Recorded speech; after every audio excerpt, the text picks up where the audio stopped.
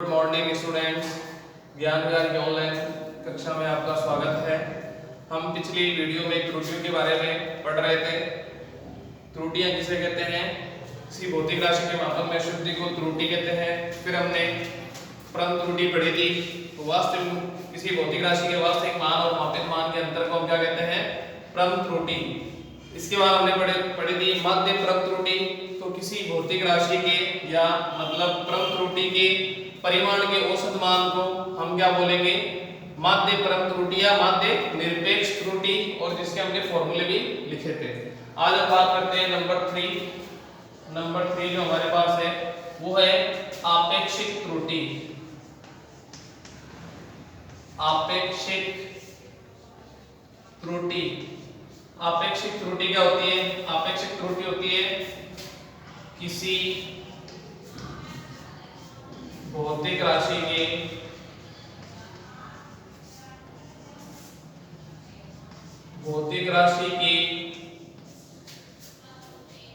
माध्य निरपेक्ष मान व वास्तविक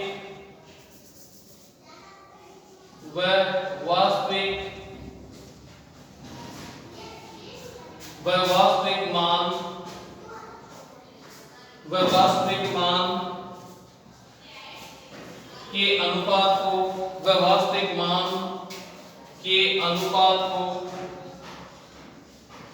अनुपात को आपेक्षिक त्रुटि कहते हैं। आपेक्षिक त्रुटि कहते हैं। आपेक्षिक त्रुटि क्या कहलाती है?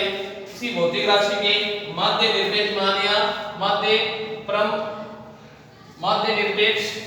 किसी भौतिक राशि के माध्य निरपेक्ष मान व वास्तविक मान के अनुपात को आपेक्षिक त्रुटि कहते हैं।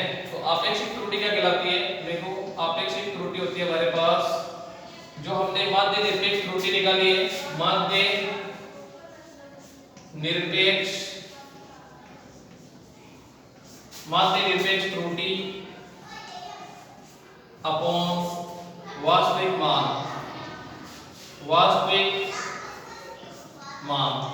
तो यहां पे भी हम लिख सकते हैं किसी भौतिक राशि के माध्य निरपेक्ष त्रुटि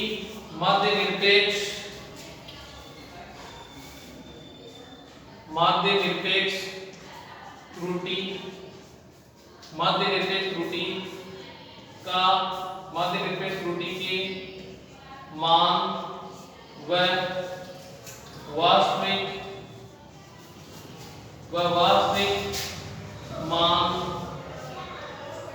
व वास्तविक मान के अनुपात को देखो। आपेक्षिक त्रुटि क्या कहलाती है? आपेक्षिक त्रुटि होती है हमारे पास माध्य निरपेक्ष त्रुटि और वास्तविक मान का जो अनुपात होगा वो आपेक्षिक त्रुटि कहलाता है।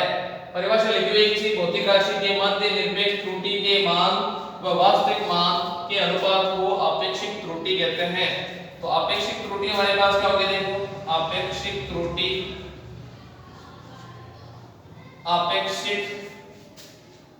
आपेक्षिक त्रुटि होगी, वो होगी, देखो, माध्य निरपेक्ष त्रुटि हमने निकाली थी डेल ए एम अपॉन वास्तविक मान हमारे पास था ए एम। तो आपेक्षिक त्रुटि का फॉर्मूला ये है। आपेक्षिक त्रुटि का फॉर्मूला क्या है? Del A M. Del A का मतलब है माध्य निरपेक्ष त्रुटि और एम का मतलब है मीन वैल्यू या माध्य वैल्यू। तो माध्य निरपेक्ष त्रुटि और वास्तविक मान के अनुपात को आपेक्षिक त्रुटि कहते हैं। इसके बाद है नेक्स्ट अगला 4 प्रतिशत त्रुटि।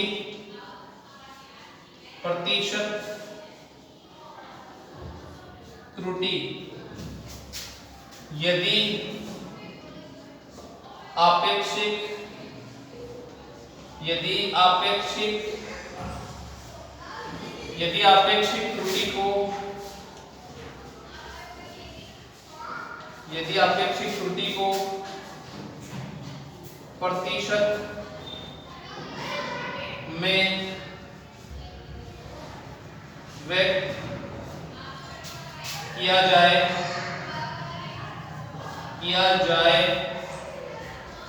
तो इसे प्रतिशत त्रुटि कहते हैं। तो इसे प्रतिशत त्रुटि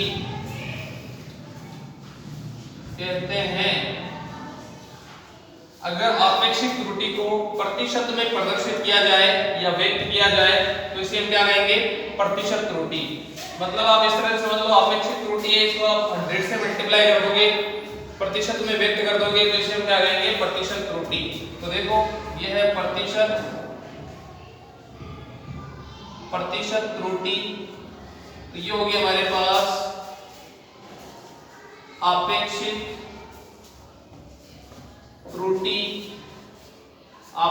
त्रुटि इनटू 100%। तो अपेक्षित त्रुटि को हम प्रतिशत में व्यक्त कर दें तो उसे हम क्या कहेंगे? प्रतिशत त्रुटि। इसको हम आगे और लिख सकते हैं, जैसे लिखेंगे, देखो प्रतिशत त्रुटि हो गया हमारे पास, अपेक्षित त्रुटि का मान हमें पता है, फॉर्मूला पता है, del AM upon AM into 100%।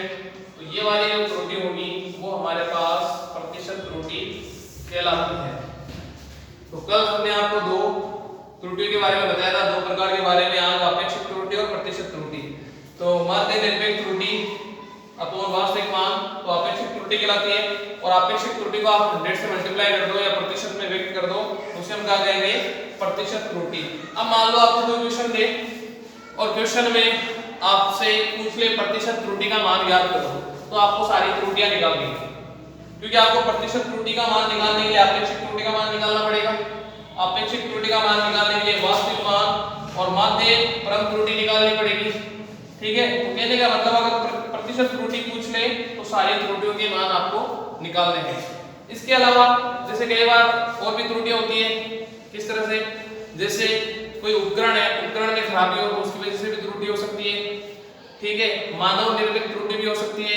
कई बार जैसे हम मेजर करते हैं तो वैल्यू आ रही है मान लो 9 और किसी को मान लो दिख रहा है 8.9 या 9.1, तो मानव निर्मित त्रुटियां भी हो सकती है। लेकिन हमें जो वैल्यू वगैरह या जो क्वेश्चन वगैरह आएंगे वो इन्हीं त्रुटियों से रिलेटेड हमारे पास आएंगे, जो मैंने आपको बताई है, अपेक्षित त्रुटि, प्रतिशत त्रुटि, परम त्रुटि या माध्य परम त्रुटि, इन्हीं से रिलेटेड आपके क्वेश्चन बनेंगे या इससे रिलेटेड आपके क्वेश्चन आते हैं। अब मैं आपको एक क्वेश्चन दे रहा हूं, उसको आप सोल्व करने की कोशिश करो। फॉर्मूले अगर आपको याद है तो सारी त्रुटियों के मान आप आसानी से निकाल सकते हैं, कोई प्रॉब्लम नहीं होगी। देखो कैसे निकालना है।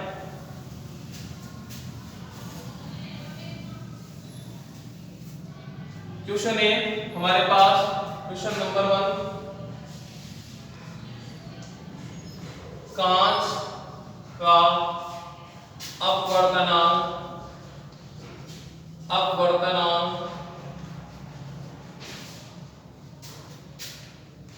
निम्न है,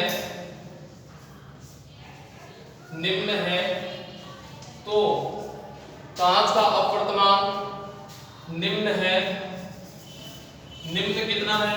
वो है 1.52, 1.54, 1.46, 1.50, 1.48। ये कांच का अपवर्तनांक दे रखा है।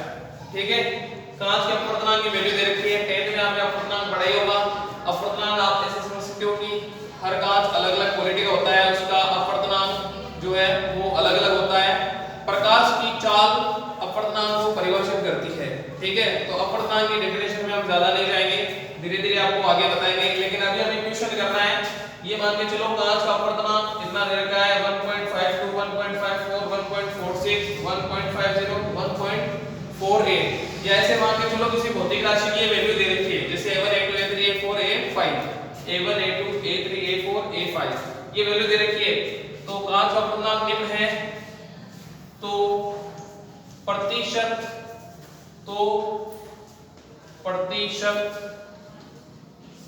त्रुटि का मान क्या होगा?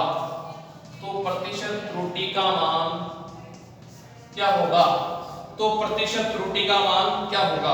तो आप ऐसे मान के चल सकते हो कि किसी भौतिक राशि को मापने में हमारे पास जो वैल्यू आई है वो a1 ये है, a2 है, a3 है, a4 है, a6 है। तो आपको प्रतिशत त्रुटि का मान निकालना है। तो प्रतिशत त्रुटि के मान निकालने के लिए हमें क्या निकालना है? सभी त्रुटियों का मान निकालना पड़ेगा। अब ये क्वेश्चन आपको खुद करना है, ठीक है। इसका जो आंसर है मैं नेक्स्ट वीडियो में आपको बताऊंगा।